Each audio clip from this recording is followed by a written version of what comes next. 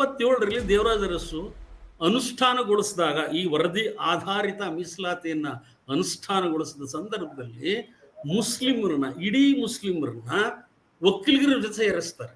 ಸೇರಿಸಿ 18% ಕೊಡ್ತಾರೆ. ಅವತ್ತು ಯಾರು ಕೇಳಲೇ ಇಲ್ಲ. ಇವತ್ತು ನಿಮ್ಮ ರಾಜ್ಯಸಭಾದ ಒಬ್ಬ ರಾಜ್ಯಸಭಾದಲ್ಲಿ ಕಾಂಗ್ರೆಸ್ನ ಒಬ್ಬ ಹಿರಿಯ ನಾಯಕರು ಯಾವ್ದೋ ಒಂದು ಟಿವಿ ಮಾಧ್ಯಮದಲ್ಲಿ ಕುತ್ಕೊಂಡು ಹೇಳ್ತಾರೆ ನಮ್ಮಲ್ಲಿ ಯಾವ್ದೋ ಡಿಫ್ರೆನ್ಸಸ್ ಇಲ್ಲ ಅಂತ.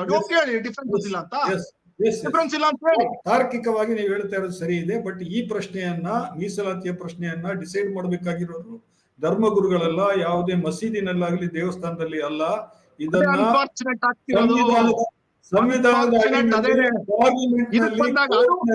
ಇದು ಜಮಾತ್ ಯಾರು constitution of India shall uphold ಅದನ್ನ ಹೇಳ್ಬೇಕು ಜಮಾತ್ಗೆ. ನೀವು ಅದನ್ನ ಹೇಳ್ಬೇಕು.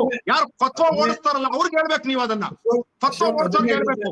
ನೀವೆಲ್ಲ ಡಿಸೈಡ್ ಮಾಡೋದು ಸಂವಿಧಾನ ಅಂತ. ಮೀಸಲಾತಿಲೂ ಕೂಡ ಅಲ್ಲೂ ಜಾತಿಗಳಿದ್ದಾವೆ, ಪಂಗಡಗಳಿದ್ದಾವೆ, ಜನಾಂಗಗಳಿದ್ದಾವೆ ಅನ್ನೋದು ಸರಿ, ಅದು ಒಪ್ಕೊಳ್ತೀನಿ.